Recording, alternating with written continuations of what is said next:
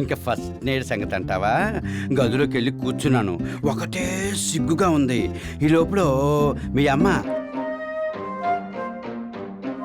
అప్పుడు వరకు యజమాని కూతురు కదా, కొంచెం సిగ్గుపడింది. ఏమండోయ్ అన్నాను, అప్పుడు పట్టించుకోలేదు.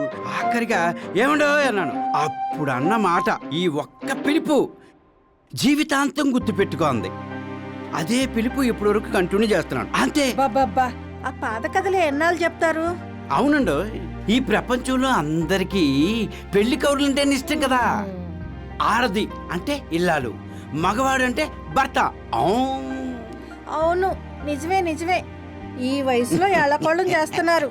ఈ వయసులో వేళాకోళం చేయకపోతే చచ్చిపోయి శవమైన తర్వాత వేళాకోళం చేయమంటావా?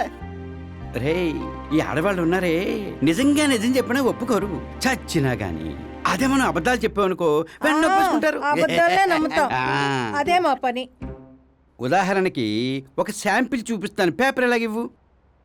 ఆడవాళ్ళు అందమైన దేవతలు. ఏమండి పిలిచారా?